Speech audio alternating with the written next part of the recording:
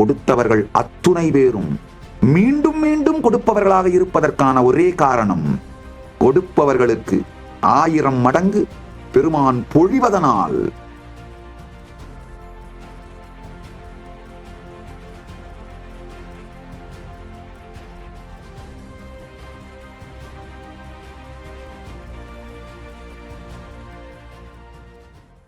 பெரிய நன்கொடை கொடுக்கறதுக்கு யாராவது கொடுக்கலாமா வேணாமா, 2 மனமா இருக்கு, இதுதான் ரைட் டைமா அப்படின்னு கேட்டா நான் உடனே வேண்டாம்னு சொல்லுவேன். அது காரணம் என்னன்னு சொல்ல தெரிஞ்சுக்கோங்க. மனம் எப்பொழுதுமே பேய் பிடித்த குரங்குக்கு சமம். இக்கரைக்கு அக்கறை பச்சை, அக்கறைக்கு இக்கரை பச்சைன்னு மாறி மாறி தாவும். அந்த மாதிரியான மனம் இருக்கும் பொழுது இப்ப கொடுக்கலாமா வேண்டாமா, இதுதான் ரைட் டைமா அப்படின்னு கேட்டாலே முடிச்சு போச்சு. இது ரைட் டைம் இல்ல, கொடுக்காத அப்படின்னு. நன்கொடை எப்படி தெரியுமாங்கய்யா? உங்களுக்கு உங்களுடைய உயிரே உயிர்மையால் உயிர்ப்பிக்கப்பட்டு இந்த தீட்சையினாலும் சக்திபாதத்தாலும் ஞான கருத்துக்களாலும் நான் உங்க வாழ்க்கைக்கு அளிக்கின்ற கான்ட்ரிபியூஷன்ஸால, உங்க வாழ்க்கைக்கு நான் செய்கின்ற நன்மைகளினால் உங்க உயிர் உயிர்த்து மலர்ந்து, பெருமானே உங்களுக்கு நான் என்ன கொடுக்க முடியும், என்னையே கொடுத்தாலும் தகும், என்ன கொடுத்தாலும் தகும், இந்த உலகையே கொண்டு வந்து உங்கள் திருவடியில் சமர்ப்பித்தாலும் தகும், என்ன கொடுக்க முடியும் அப்படின்னு உயிர் மலர்ந்து உணர்வு பொங்கி நன்றி உணர்வின் உச்சத்தில், உயிரின் உயிர்மையின் உச்சத்தில், உயிர்மின் சக்தியின் உச்சத்தில் கொடுக்கலாமா வேண்டாமா அப்படிங்கிற சந்தேகம் ஒரு துளி கூட இல்லாமல், இதுக்கு பிறகு பகவான் இருந்து எனக்கு என்னென்ன நன்மை வருதுன்றத பத்தி கவலை கிடையாது, இதுவரைக்கும் கொடுத்ததே நினைத்தற்கு அறிய பெரும் நன்மைகள், அதற்கு நன்றியாய் பெருமானே என் கையில் இருப்பதை உங்கள் காலடியில் போடுகின்றேன், வேறு எதுவும் எனக்கு தெரியாதனால் என் கையில் இருக்கின்ற இதைத்தான் உங்கள் காலடியில் என்னால் போட முடியும் என்று அதை உயிராய் சமர்ப்பிக்கின்ற, அது மாதிரி சமர்ப்பிக்கின்ற, அது மாதிரி வந்து காலடியில விழற, அவை வைத்தே இந்த கைலாசத்தை நம்மளால நடத்த முடியுங்கய்யா. 2 மனத்தோடு இருப்பவர் யாவரும் கொடுக்கவும் வேண்டாம், கொடுத்தால் பெறவும் மாட்டேன். அதனாலதான் யாராவது ஒருத்தர் ஆசிரமவாசி ஆகலாமான்னு வந்து கேட்டா நாளைக்கே வந்துருன்னு சொல்லுவேன். யாராவது இந்த பெரிய நன்கொடை கொடுக்க வந்து கேட்டா சாமி யோசிச்சுட்டு சொல்லும், போயிட்டு 2 மாசம் கழிச்சு வாங்க, இல்ல 6 மாசம் கழிச்சு வாங்க அப்படின்னு அனுப்பி விட்டுருவேன். உண்மையிலேயே உங்களுடைய பொங்குகின்ற உயிர்மையும் உயிர்மின் சக்தியும் நன்றியும் நன்றி பேருணர்வும் இருக்கான்னு பாக்குறதுக்காக ஒரு 6 மாசம் தள்ளி விட்டுருவேன். ஒரு வருஷம் அப்புறமா அப்படின்னு. அதுக்கப்புறம் வந்தாலும் இப்ப என்ன அவசரம், சொல்றேன் போ அப்படிம்பேன். அதுக்கப்புறம் வந்தாலும் சாமி எப்ப வேணுமோ அப்ப வாங்கிக்குவோம் போ அப்படின்னுடுவேன். நல்லா புரிஞ்சுக்கோங்க. ஏன்னா நன்கொடை கொடுத்துட்டு அவருக்கு ஐயோ ஒரு வேகத்துல கொடுத்துட்டுமே, கொடுத்துருக்காம இருந்திருக்கலாமோ, ஒருவேளை நாமளை பிரெயின் வாஷ் பண்ணி வாங்கிட்டாங்களோ அப்படின்னு நினைச்சாருன்னா அவருடைய அந்த சுய சந்தேகம் என் மீதும் கைலாசத்தின் மீதும் திரும்பி குரு சந்தேகமாக, கைலாசத்தின் சங்க சந்தேகமாக ஆகி சங்கத்தை இழந்து விடுவார். சங்கத்துல இருந்து தூரம் ஆயிடுவாரு. அப்புறம் எங்கிட்ட இருந்து தூரம் ஆயிடுவாரு. குருவை இழந்து விடுவார்கள். அது மிக பெரும் கொடுமை. குருவை இழத்தல், ஹஸ்பண்டை இழந்து விடோவாகிறது, ஒய்ஃபை இழந்து விடோவர் ஆகிறது, அதையெல்லாம் விட குருவிடம் இருந்து தூரமாய் போய் இந்த குரு விடோ ஆகிறது தான் மிக பெரும் கொடுமைங்க, மிக பெரும் இழப்பு. அது அவங்களுக்கு நடந்துட வேணாமேன்றதுக்காகத்தான் நன்கொடை கொடுக்க வந்தா அப்புறம் பார்க்கலாம், அப்புறம் சொல்றேன், நன்றாக புரிந்து கொள்ளுங்கள். இப்பவும் சொல்றேன், இது எல்லோருக்கும் சொல்றேன். யார் யாருக்கெல்லாம் கைலாசவாசி ஆகலாமா, ஆசிரமவாசி ஆகலாமா, சன்னியாசம் எடுத்து பார்க்கலாமா, எடுத்துக்கலாமா அப்படின்னா தோணுதா, 2 மனமா இருந்தாலும் கவலைப்படாதீங்க, உடனே எடுத்துக்கோங்க. ஏன்னா விட்டுட்டே போனீங்கன்னாலும் அந்த இருந்த காலகட்டத்திலே உங்களுக்கு மிகப்பெரிய நன்மை நிகழ்ந்து இருக்கும். உங்ககிட்ட இருந்து எதையும் நான் வாங்க போறதில்லை, எதுவும் கொடுக்கறது ஒண்ணு இல்லை. எங்கிட்ட இருந்து நீங்க வாங்கிக்கிறது தான் நிறைய இருக்கு. அதெல்லாம் வாங்கியிருப்பீங்க, நன்மைகளை அடைந்திருப்பீர்கள், உடல் பெஸ்ட் ஹெல்த்ல இருந்திருப்பீங்க. நல்லா புரிஞ்சுக்கோங்க. விட்டுட்டு போனவங்க எல்லாருமே ஃபீல் பண்றது என்னன்னா, 1000 ஆகட்டும், ஆசிரமத்துல இருந்த அந்த டைம்ல தான் என் உடம்பு பெஸ்ட் ஹெல்த்ல இருந்தது, என் மனசு பெஸ்ட் நிலையில இருந்தது, உயிர் கான்சியஸ்னஸ் குண்டலினி சக்தி எல்லாமே பெஸ்டா இருந்தது, அது என் வாழ்க்கையோட பெஸ்ட் காலம்பா அப்படின்னு நினைப்பவர்கள், இயங்குபவர்கள் அத்துணை பேரும் இருக்கிறார்கள். விட்டு போன அத்தனை பேரும் வெளியில சொல்ல முடியலாம், உள்ள இயங்கிட்டு தான் இருக்காங்க. அதனால ஆசிரமவாசி ஆகணுமா கைலாசவாசி ஆகணுமான்னு உங்களுக்கு 2 மனமா இருந்தா உடனே வந்துருங்க.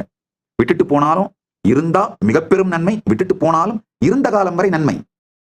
பணம் ஏதாவது நன்கொடை கொடுக்குறது, நிலமோ பணமோ ஏதாவது நன்கொடை கொடுக்கணும்னு நினைக்கிறீங்க, அது 2 மனமா இருக்குன்னா கொடுக்காதீர்கள். இப்பவே தெளிவா சொல்லிடுறேன், கொடுக்காதீர்கள். தெள்ள தெளிவா சொல்லிடுறேன். எப்போ உங்கள் உயிர்மையை உயிர்த்தெழுந்து வெகுண்டெழுந்து வெடித்தெழுந்து உயிர்மின் சக்தி பொங்கி குண்டலினி உச்சந்தலை தாண்டி துவாதசாந்தத்தில் நிறைந்து பேரனுபூதியினால் மலர்ந்து, ஆஹா, இத்துணை பெரும் நன்மை செய்த என் குருநாதா, உனக்கு நான் என்ன செய்து விட முடியும் என்று உயிரே கரைந்த நன்றி பொங்கி, இதற்கு மேல் நீ எதுவும் செய்து விட வேண்டாம் ஐயா, நீ இதுவரைக்கும் கொடுத்ததற்கே நான் என்ன வேண்டுமானாலும் என் உயிரையும் கொடுக்கலாம், இந்த உலகத்தையே வென்று கொண்டு வந்து உன் திருவடியில் சாய்த்தாலும் உன் திருவடியில் சமர்ப்பித்தாலும் அதற்கு ஈடாகாது என்று பொங்கி பெருகும் பொழுது ஏதாவது கொடுக்கணும்னு நினைச்சா அப்ப சொல்லுங்க. அப்ப நான் சாமி யோசிச்சுட்டு சொல்லும், முடிவு பண்ணிட்டு சொல்லும். அது வரைக்கும் உங்க பேக்கெட்டை டைட்டா பூட்டிக்கிட்டு அமைதியா உட்காந்து உங்க இதயத்தை மட்டும் திறந்து நான் சொல்றதை கேளுங்க போதும். உங்க பேக்கெட்டை திறக்க சொல்லி நான் கேட்கவே இல்லைங்கயா, இதயத்தை மட்டும் திறங்க போதும், அதான் எனக்கு வேணும். அதனால நல்லா புரிஞ்சுக்கோங்க, உங்கள் ஒவ்வொருவருக்கும் தனி மனிதர்களுக்கும் நன்மை செய்வதுதான் கைலாசாவின் நோக்கம், போக்கு. கைலாசாவின் நன்மைன்னு தனியா வேற ஒன்றும் கிடையாது. உங்கள் அனைவருக்கும் செய்யப்படும் ஞான நன்மைகள், உடல் நல நன்மைகள், மனநல நன்மைகள், சேவைகள், அன்னதானங்கள், மற்ற ஞானதானங்கள், இந்த நன்மைகள் தான் கைலாசா. இதோட சைடு எஃபெக்ட்ல கொஞ்சம் லேண்டு, கட்டடம், இந்த நாடு நடக்குது, உருவாகுது, எக்ஸ்பேண்ட் ஆகுது. ஆனால் உங்களுக்கு தொடர்ந்து செய்யப்படும், தனி மனிதர்கள் ஒவ்வொருவருக்கும் தொடர்ந்து செய்யப்படும் எல்லா நன்மைகளும் தான் கைலாசா. நல்லா புரிஞ்சுக்கோங்க. நான் இவ்வளோ ஃபில்டர் பண்ணி வேணான்னு சொல்லி மறுத்து போஸ்ட்போன் பண்ணி அப்புறம் சொல்லி இவ்வளோ பண்ணியே ஒரு வருஷத்துல ஆவரேஜா 100 கைலாசம் உருவாகுதுங்க.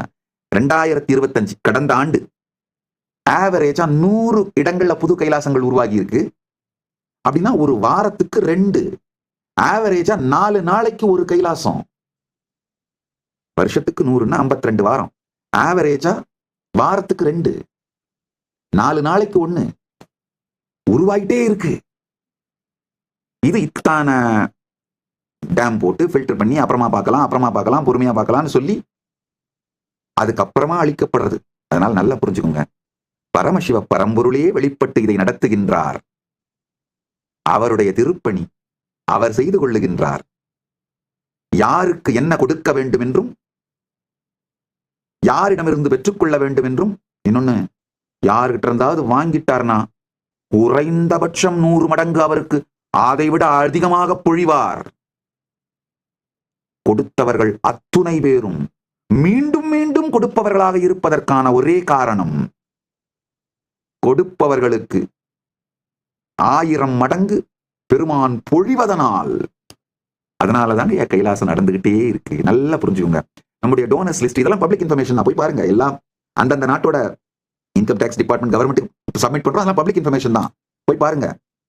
சின்ன ரசீதா இருந்தாலும் பெரிய ரசீதா இருந்தாலும் சரி, ஒரு 1000 ரூபாய் நன்கொடை கொடுத்து ரசீது வாங்கினவரா இருந்தாலும் இல்ல 1 கோடி ரூபாய் நன்கொடை கொடுத்து ரசீது வாங்கினவரா இருந்தாலும் பாத்தீங்கன்னா ரிப்பீட்டடா கொடுத்துட்டு இருப்பாங்க. 1000 ரூபாய் கொடுத்து வரும், 2 மாசத்துக்கு அதே மாதிரி 1 கோடி ரூபாய் கொடுத்து வரும், 1 வருஷத்துக்கு ஒருத்தரமாவது அதே மாதிரி கொடுத்துட்டே இருப்பார், ஏதாவது ஒரு காரணத்துக்காக. கொடுத்தவர்கள் கொடுக்காமல் விட்டு நிறுத்துவதே இல்லை.